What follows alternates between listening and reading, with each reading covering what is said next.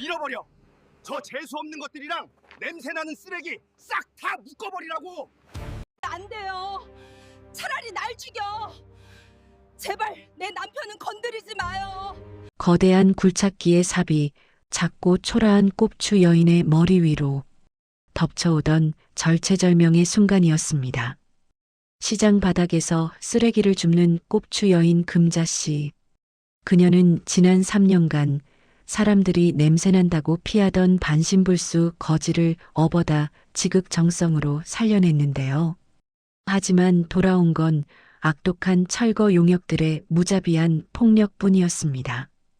피투성이가 된 아내가 굴착기 바퀴에 매달려 울부짖던 바로 그때 3년 동안 바보인 줄만 알았던 휠체어 위의 남편이 서늘한 눈빛으로 고개를 들었습니다. 믿을 수 없는 목소리와 함께 시장 입구로 검은색 최고급 세단 100대가 굉음을 내며 들이닥쳤습니다. 내 아내 몸에 손가락 하나라도 대면 너희들 오늘부로 제사날인 줄 알아. 쓰레기장에서 주워온 남편이 보여준 충격적인 정체. 과연 이 남자는 누구일까요? 사연 시작 전 구독과 좋아요 부탁드리며 여러분의 가정에 만복이 깃들기를 기원하겠습니다.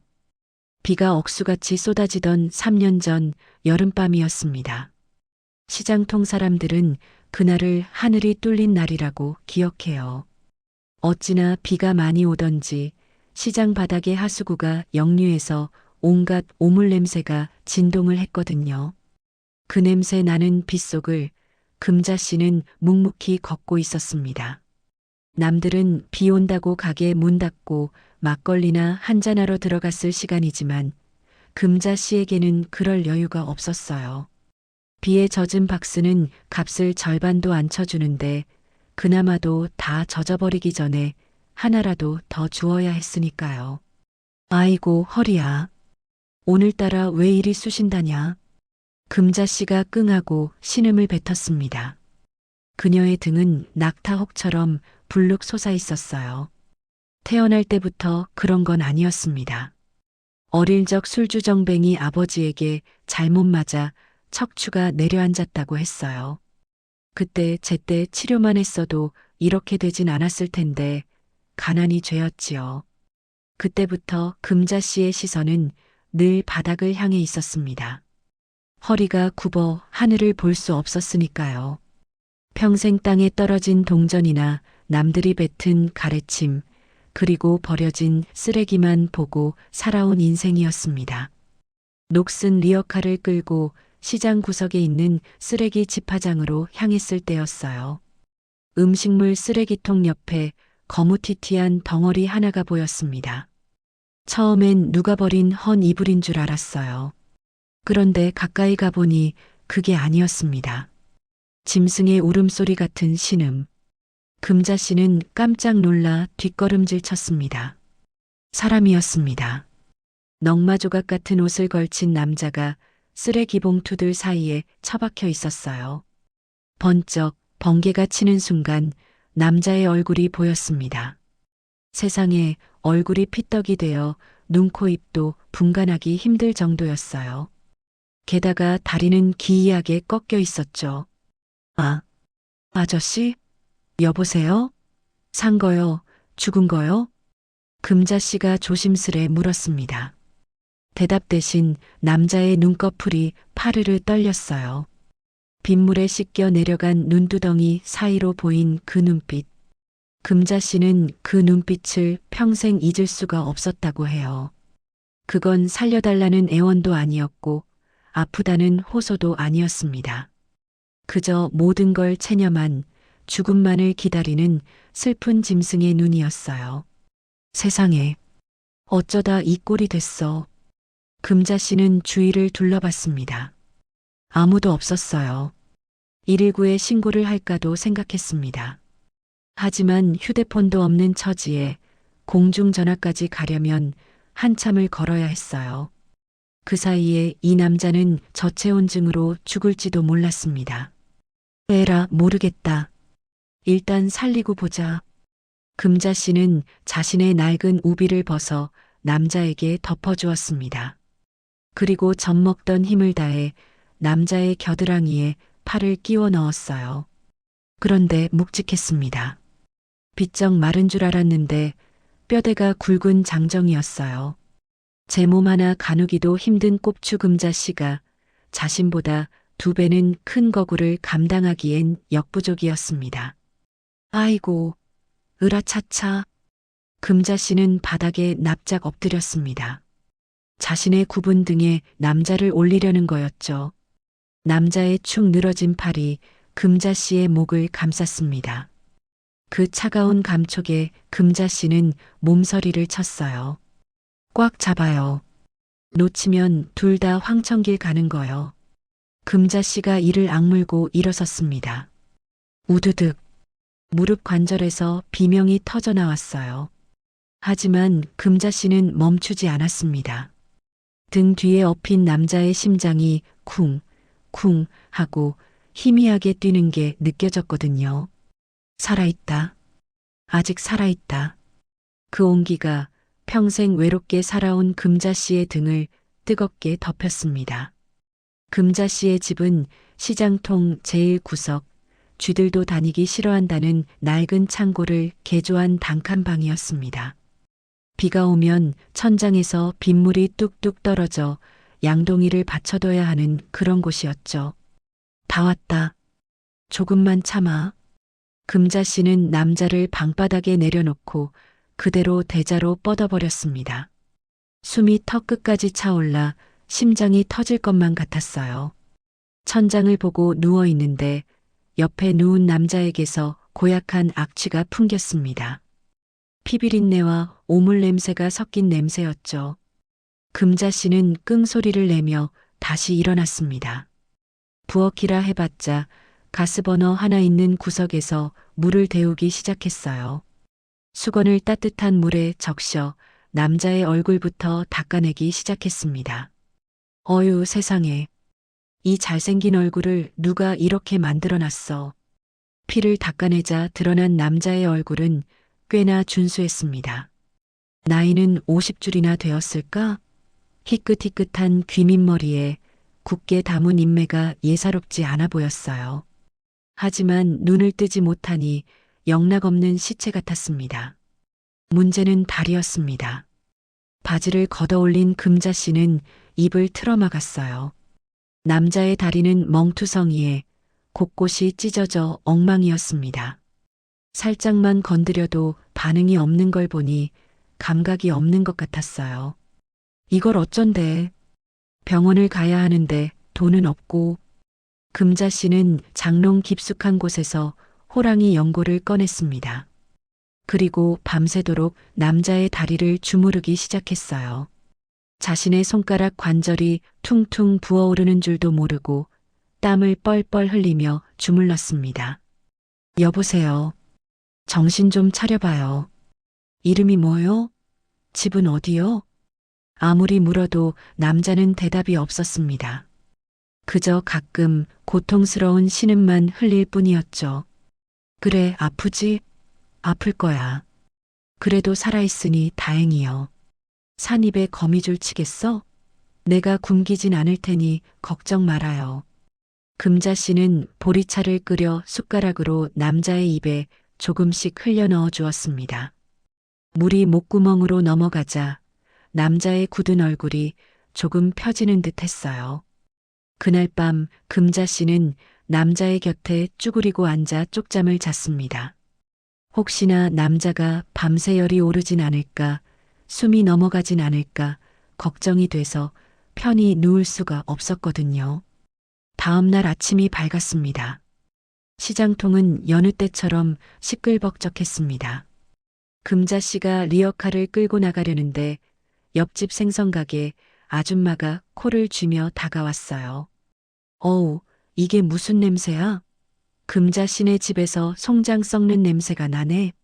쥐약이라도 놓았어? 금자 씨는 가슴이 철렁했습니다.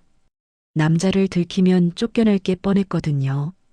이 방도 월세가 밀려서 주인 할머니 눈치를 보고 있는 판인데 병든 거지까지 데려왔다고 하면 당장 나가라고 할 게 분명했습니다.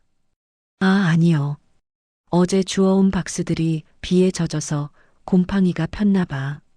얼른 치울게. 금자 씨는 황급히 둘러대고 도망치듯 자리를 피했습니다. 하지만 소문은 발보다 빠른 법이죠.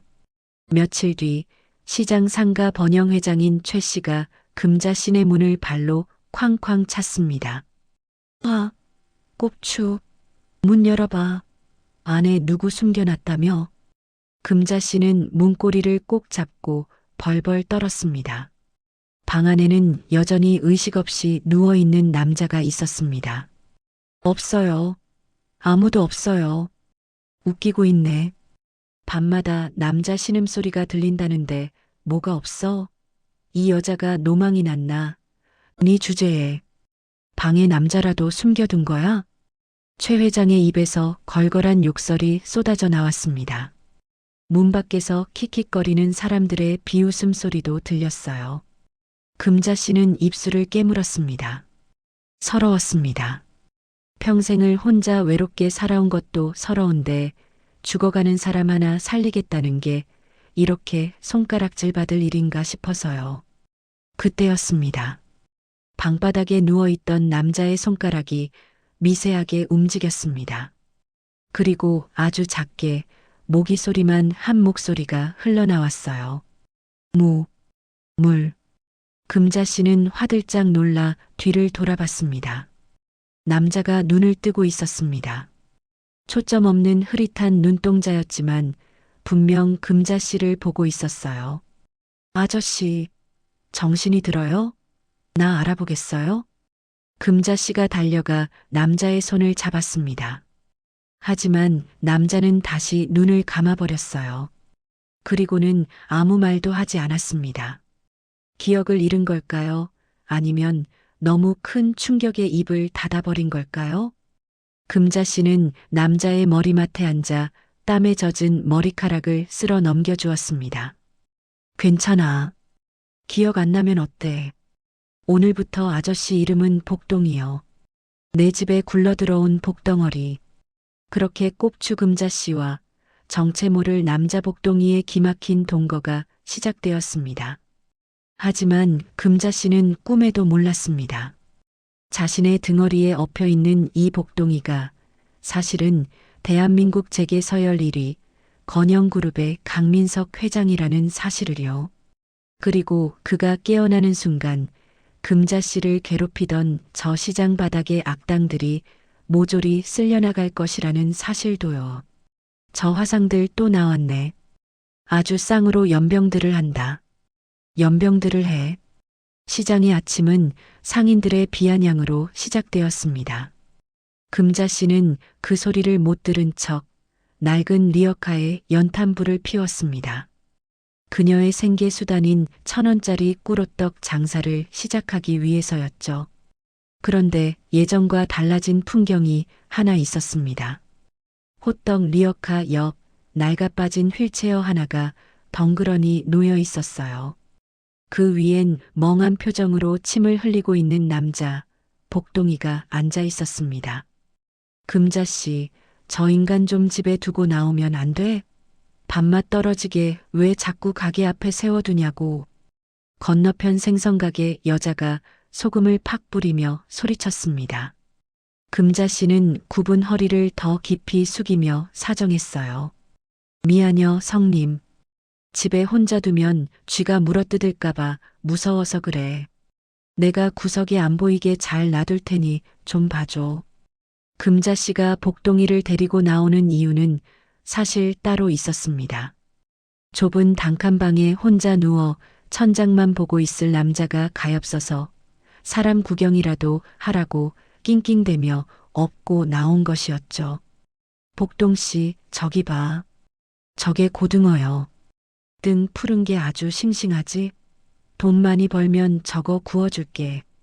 금자 씨는 호떡을 뒤집으며 틈틈이 복동이에게 말을 걸었습니다. 복동이는 초점 없는 눈으로 시장 바닥만 응시할 뿐이었지만 금자 씨는 그게 대답이라도 되는 양 혼자 웃고 떠들었습니다. 어머, 여기 호떡집 위생이 왜 이래? 환자가 옆에서 침 흘리는데 더러워서 먹겠어? 지나가던 손님이 기겁하며 코를 막았습니다. 그 말에 복동이의 어깨가 움찔했습니다. 아무것도 모르는 바보인 줄 알았는데 더럽다는 말은 알아들은 걸까요? 복동이의 고개가 푹 숙여졌습니다. 금자 씨는 얼른 행주를 빨아 복동이의 입가를 닦아주었습니다. 안 더러워요. 우리 복동이 하나도 안 더러워. 저 사람들이 만보가 고약해서 그래. 기죽지 마, 알았지? 금자 씨는 팔리지 않아 식어버린 호떡 하나를 집어들었습니다. 후후 불어 반을 뚝 떼어낸 뒤 복동이의 입에 넣어주었죠. 자, 아해봐. 달달하니 맞나. 복동이는 아이처럼 입을 벌려 호떡을 받아 먹었습니다. 설탕꿀이 입가에 묻자 금자 씨가 자신의 소매로 투박하게 쓱 닦아주었습니다. 그때였습니다. 복동이의 눈에서 굵은 눈물방울이 툭 하고 떨어졌습니다. 뜨거운 호떡 때문일까요? 아니면 뜨거운 금자 씨의 마음 때문일까요? 그 눈물을 본 금자 씨의 가슴도 미어졌습니다. 왜 울어, 이 화상아. 맛이 좋아서 우는 거지? 그치? 시장의 왁자지껄한 소음 속에서 구분 등의 꼽추 여자와 휠체어 탄 바보 남자는 그렇게 서로만 아는 세상 속에 있었습니다. 남들이 손가락질하는 시장통의 두 바보였지만 그 순간만큼은 세상 누구보다 따뜻한 부부 같았습니다. 계절이 바뀌어 찬 바람이 불기 시작했습니다. 금자 씨의 지극정성 덕분인지 복동이의 상태가 조금씩 달라지기 시작했습니다. 처음엔 손가락만 까딱거리던 것이 이제는 숟가락을 쥐고 덜덜 떨면서나마 혼자 밥을 떠먹을 수 있게 된 것이죠. 하지만 진짜 변화는 밤에 찾아왔습니다. 한밤중 복동이가 식은땀을 흘리며 끙끙 앓았습니다. 잠기 밝은 금자 씨가 벌떡 일어났어요. 왜 그래? 어디 아파? 방 안에서 고약한 냄새가 났습니다. 복동이가 그만 이불에 실내를 하고 만 것이었습니다. 하반신 마비가 풀리지 않아 대소변을 가리기 힘든 상태였는데 평소엔 기저귀를 찾지만 돈이 없어 며칠 전 기저귀를 썼더니 그게 샘 모양이었습니다. 복동이의 얼굴이 시뻘개졌습니다. 비록 기억은 잃었어도 성인 남자가 여자 앞에서 똥오줌을 지렸다는 수치심은 뼈에 사무쳤을 겁니다. 그는 차라리 죽고 싶은 표정으로 고개를 돌려버렸습니다. 아이고, 배탈이 났나 보네. 괜찮아, 괜찮아. 보통 여자라면 코를 막고 인상을 찌푸렸을 겁니다. 하지만 금자 씨는 달랐습니다. 그녀는 아무렇지 않게 복동이의 바지를 벗기고 따뜻한 물을 대야에 받아와 엉덩이를 닦기 시작했습니다. 복동 씨, 그거 알아? 똥 잘 싸는 게 복인 거요. 내 등허리가 이래서 나는 소화도 잘 안 되는데 당신은 아주 건강하구먼. 금자 씨는 농담까지 섞어가며 굳은 변을 맨손으로 떼어냈습니다. 그 거칠고 투박한 손길이 복동이의 엉덩이에 닿을 때마다 뜨거운 온기가 전해졌습니다. 복동이, 아니 강민석 회장은 이불을 꽉 움켜쥐었습니다. 기억의 파편들이 조금씩 머릿속을 찔러대고 있었습니다. 화려한 저택, 최고급 슈트, 수많은 비서들의 깍듯한 인사. 하지만 그 화려한 시절 그 누구도 자신의 똥을 맨손으로 닦아주며 건강해서 다행이다라고 말해준 사람은 없었습니다.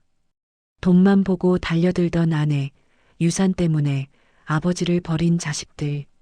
그들과 달리 이 꼽추 여인은 아무것도 가진 것 없는 자신을 사람으로 대해주고 있었습니다. 복동이가 입을 열려고 애썼습니다. 고맙다는 말을, 미안하다는 말을 하고 싶었습니다. 하지만 굳어버린 혀는 말을 듣지 않았습니다. 대신 그는 떨리는 손을 뻗어 똥 묻은 기저귀를 빨고 있는 금자 씨의 굽은 등을 살며시 잡았습니다. 금자 씨가 놀라 뒤를 돌아봤습니다. 왜? 물쳐? 복동이는 고개를 저었습니다. 그리고 자신의 가슴을 툭툭 쳤습니다. 여기가 너무 뜨겁다는 뜻이었습니다. 금자 씨는 피식 웃으며 젖은 손을 앞치마에 닦았습니다. 그리고 복동이의 손을 꼭 잡아주었습니다. 알어. 나도 알어. 말 안 해도 다 안단께. 우리 복동이 착한 거 내가 다 알어. 그날 밤 강민석 회장은 맹세했습니다. 언젠가 내가 다시 일어서는 날 내 모든 것을 바쳐서라도 이 여자의 굽은 허리를 펴주겠노라고. 저 하늘이 무너져도 이 여자만큼은 내가 지키겠노라고. 하지만 운명은 그들에게 평온한 시간을 허락하지 않았습니다. 다음 날 아침 시장 입구에 재개발 조합 설립 인가라는 거대한 현수막이 걸리면서 두 사람의 보금자리를 위협하는 검은 그림자가 들이닥치기 시작했으니까요. 계세요? 계십니까? 아, 없는 척하지 말고 좀 나와봐요. 나무 문짝이 부서질 듯 쾅쾅 울렸습니다. 저녁 밥상을 막 차리려던 금자 씨의 손이 파르르 떨렸습니다. 올 것이 온 겁니다. 시장을 싹 밀어버리고 주상복합을 짓겠다던 재개발 조합장 최 씨였습니다. 금자 씨가 황급히 복동이의 이불을 목 끝까지 덮어주고는 절룩거리는 다리로 문을 열었습니다. 문 밖에는 번들거리는 가죽 점퍼를 입은 최 조합장과 덩치 큰 사내 두 명이 서 있었습니다. 좁은 골목이 그들의 덩치로 꽉 찼습니다. 아이고, 회장님. 누추한 곳에 어쩐 일로. 어쩐 일은 무슨. 도장 찍으라고 왔지. 이 시장 바닥에서 아줌마만 안 찍었어. 알박기에서 한몫 챙기시겠다? 그 굽은 허리로 욕심도 많네. 거참. 최 조합장이 껌을 짝짝 씹으며 집안을 힐끔거렸습니다. 금자 씨는 문틈을 온몸으로 막아섰습니다. 회장님, 욕심이라뇨. 당치 않습니다. 갈 데가 없어서 그려요. 보상금 그 쥐꼬리만 한 거 받아서는 서울 바닥 어디 가서 전세도 못 얻어요. 제발 우리 같은 없는 사람들 좀 살려주세요. 아, 사정 딱한 거 누가 몰라. 법이 그렇고 나라가 하라는데 어떻게? 좋은 말로 할 때 도장 찍어. 아니면 이 집구석 불질러 버릴 수도 있으니까. 최 조합장이 금자 씨를 거칠게 밀쳤습니다. 힘없는 금자 씨가 악소리를 내며 뒤로 나동그라졌습니다. 그 바람에 방안 풍경이 훤히 드러났습니다. 구석에 누워 눈만 껌뻑이고 있는 복동이의 모습도요. 어라? 저건 또 뭐야? 송장 치웠다더니 아직도 데리고 있어? 최 조합장이 신발도 벗지 않고 방으로 성큼성큼 들어왔습니다. 진흙 묻은 구둣발이 금자 씨가 애지중지 닦아놓은 장판을 더럽혔습니다. 안 돼요. 들어오지 마요. 환자 놀라요. 금자 씨가 바짓가랑이를 잡고 늘어졌지만 덩치 큰 사내가 그녀를 짐짝처럼 걷어찼습니다. 최 조합장은 누워있는 복동이 앞에 쭈그리고 앉았습니다. 그리고 손가락으로 복동이의 이마를 툭툭 쳤습니다. 야, 반편이. 밥은 먹고 사냐? 네 마누라가 이렇게 버티는 게 너 때문이라며? 똥오줌도 못 가리는 주제에 아주 상전 나셨어. 복동이의 눈동자가 심하게 흔들렸습니다. 모욕감. 평생 느껴보지 못한 감정이 가슴 밑바닥에서 끌어올랐습니다. 하지만 몸은 말을 듣지 않았습니다. 손가락 하나 까딱할 수 없는 무력감이 그를 짓눌렀습니다. 에이, 더러워. 냄새나는 것들. 최 조합장은 퇴하고 복동이의 얼굴에 침을 뱉었습니다. 걸쭉한 침이 복동이의 볼을 타고 흘러내렸습니다. 으악. 그 모습을 본 금자 씨가 짐승 같은 비명을 지르며 달려들었습니다. 자신이 맞는 건 참아도 복동이가 당하는 꼴은 죽어도 못 보겠다는 어미 닭 같은 기세였습니다. 금자 씨는 최 조합장의 팔을 물어뜯었습니다.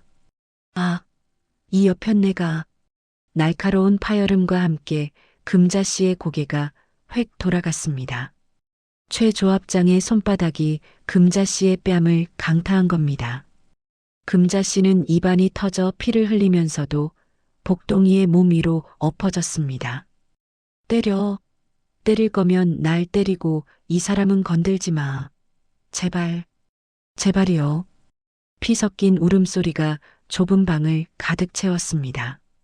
복동이는 금자 씨의 등 뒤에서 그녀가 대신 맞는 주먹질의 진동을 고스란히 느꼈습니다. 그의 굳어있던 심장이 미친 듯이 뛰기 시작했습니다. 분노로, 터질 듯한 분노로. 그들이 휩쓸고 간 자리는 처참했습니다. 살림살이는 박살이 났고 금자 씨가 아끼던 밥상도 두 동강이 났습니다. 밖에는 다시 비가 내리기 시작했습니다. 깨진 창문 틈으로 찬바람과 빗물이 들이닥쳤습니다. 복동이가 신음을 흘렸습니다. 아파서가 아니었습니다. 자신을 감싸느라 온몸이 멍투성이가 된 금자 씨 때문이었습니다. 금자 씨는 퉁퉁 부어오른 한쪽 눈을 제대로 뜨지도 못한 채 주섬주섬 수건을 찾았습니다. 그리고 떨리는 손으로 복동이의 얼굴에 묻은 침을 닦아주었습니다. 미안여. 내가 못나서, 내가 힘이 없어서. 금자 씨의 눈물이 복동이의 얼굴 위로 후두둑 떨어졌습니다. 그녀의 손등은 찢어져 피가 맺혀 있었고 입술은 터져서 흉하게 부어 있었습니다. 배고프지? 밥 먹자. 아무리 슬퍼도 밥은 먹어야 산다. 금자 씨는 바닥에 엎어진 밥그릇을 주워 담았습니다. 흙이 묻은 밥알을 손으로 털어내고 식어버린 국에 말았습니다. 숟가락을 든 금자 씨의 손이 심하게 떨렸습니다. 손목을 다친 모양이었습니다. 숟가락이 입에 닿기도 전에 국물이 줄줄 흘러내렸습니다. 아이고, 내가 왜 이런다냐. 미안여, 옷 다 버렸네. 금자 씨는 억지로 웃어 보이려 했지만 일그러진 얼굴 때문에 기괴하게 보일 뿐이었습니다. 복동이는 그 모습을 정면으로 바라보았습니다. 찢어진 꼽추의 등, 피 묻은 앞치마, 그리고 자신을 보며 괜찮다고 말하는 저 바보 같은 여자. 일어나야 한다. 복동이, 아니 강민석의 뇌리에서 스파크가 튀었습니다. 더 이상 누워있으면 안 된다. 내가 이 여자를 지켜야 한다. 저 눈물을 멈추게 해야 한다. 그 강렬한 의지가 마비된 신경을 자극했습니다. 목구멍 깊은 곳에서부터 뜨거운 것이 올라왔습니다. 그것은 3년 동안 굳게 닫혀있던 성대의 문을 두드렸습니다. 밥을 떠먹이려던 금자 씨의 손이 공중에서 멈췄습니다. 단순한 신음소리가 아니었습니다. 분명한 사람의 목소리였습니다. 자, 자, 찢어지는 듯한 쇠소리. 하지만 그것은 분명 그녀의 이름이었습니다. 아저씨? 지금 뭐라고 했어? 금자 씨가 숟가락을 떨어뜨렸습니다. 쨍그랑 소리가 정적을 깼습니다. 복동이의 눈에 핏발이 섰습니다. 그는 온 힘을 다해 목에 핏대를 세우며 다시 한번 입술을 달싹였습니다. 자, 씨, 미안, 하오. 천둥이 쾅 하고 쳤습니다. 금자 씨는 그 자리에 주저앉아 오열했습니다. 3년 만이었습니다.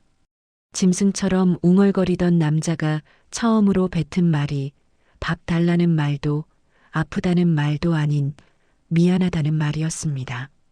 아이고, 말을 했어.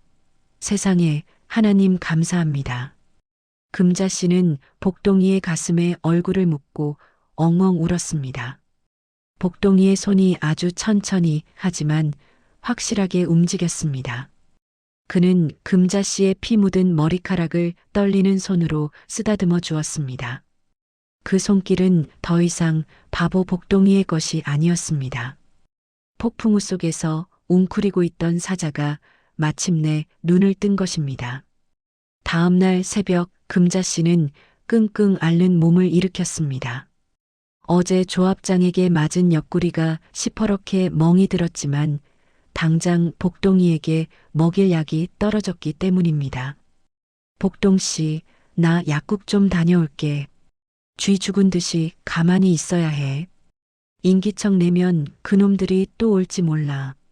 금자 씨가 절뚝거리며 골목 밖으로 사라지자 방 안에 정적이 감돌았습니다. 누워있던 복동, 아니 강민석 회장의 눈이 번쩍 뜨였습니다. 그 눈빛은 더 이상 초점 없는 바보의 것이 아니었습니다. 냉철하고 예리한 기업 총수의 눈빛이었습니다. 그는 이를 악물고 상체를 일으켰습니다. 3년 동안 굳어있던 근육이 비명을 질렀지만 그는 멈추지 않았습니다. 팔꿈치로 방바닥을 기어서 문턱을 넘었습니다. 휠체어까지 가는 데만 30분이 걸렸습니다. 식은땀이 비 오듯 쏟아졌지만 그는 기어이 휠체어에 몸을 실었습니다. 기익. 낡은 휠체어가 새벽 안개를 가르고 시장 어기 공중전화 부스로 향했습니다.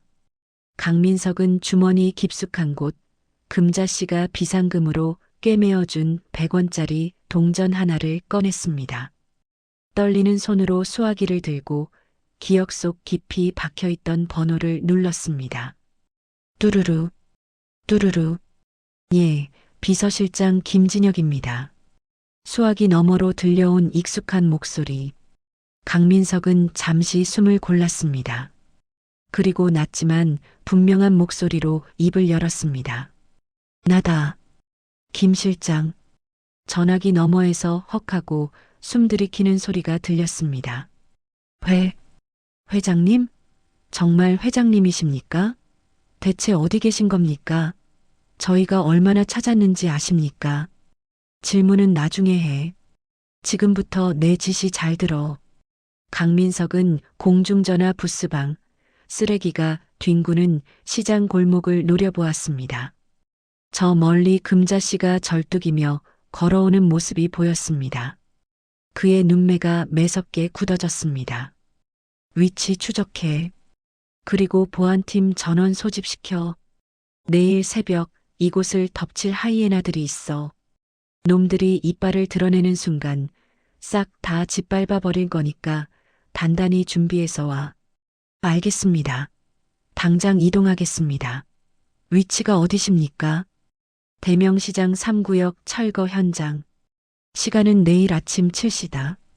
1분이라도 늦으면 내 얼굴 다시 못 볼 줄 알아. 전화를 끄는 강민석은 다시 휠체어를 돌렸습니다. 저만 치서 금자 씨가 달려오고 있었습니다. 아이고, 이 양반아. 거기가 어디라고 혼자 나와. 내가 얼마나 놀랐는지 알아?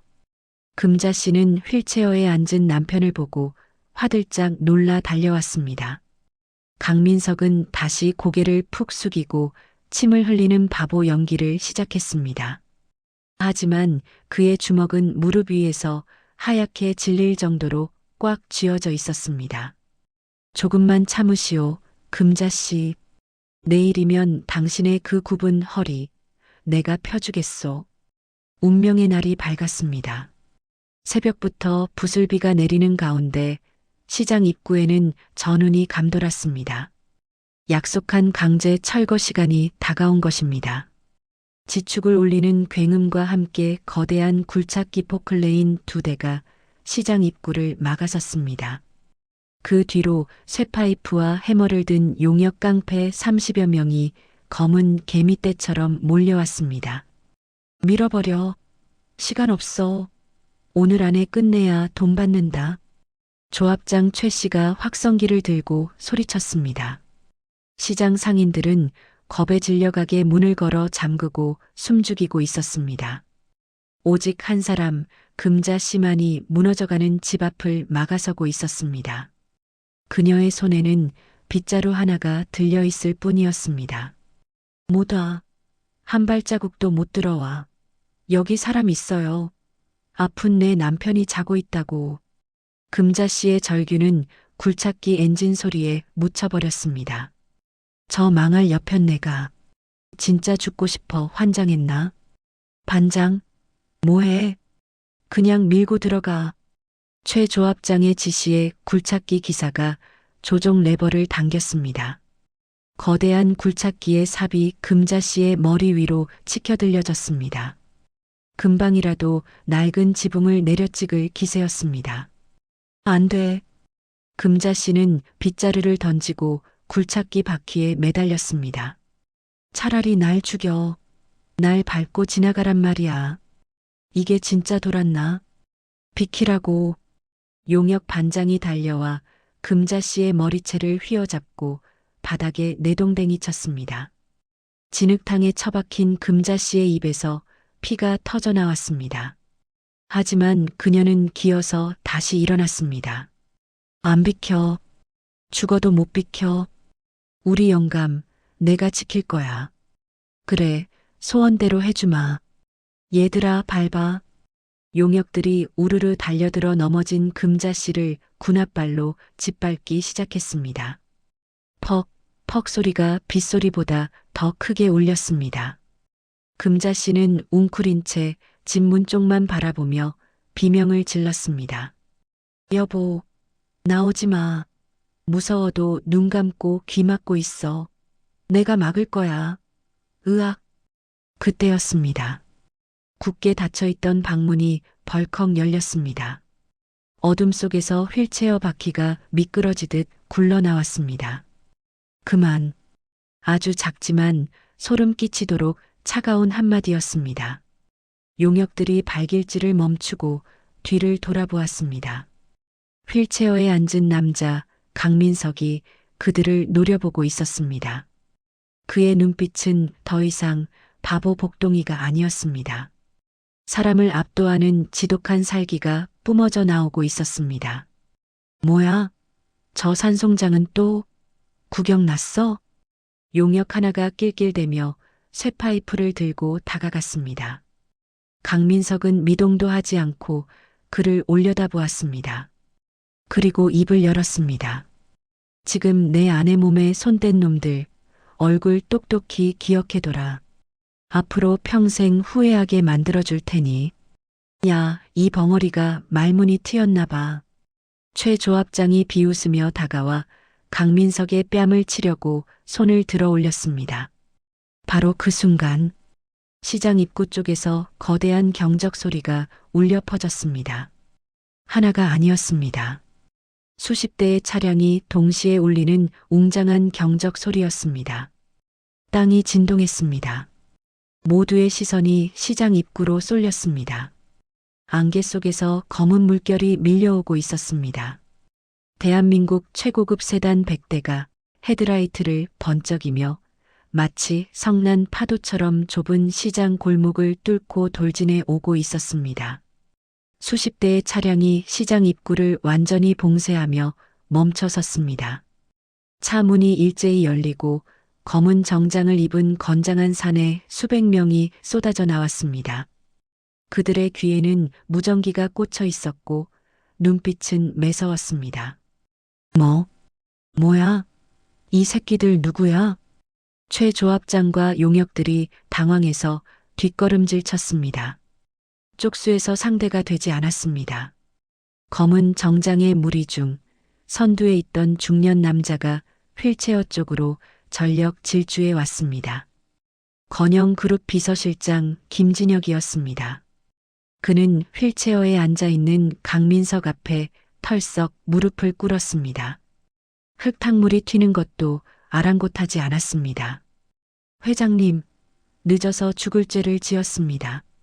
그 소리에 뒤따라온 수백 명의 경호원들이 일제히 허리를 90도로 숙이며 복명했습니다.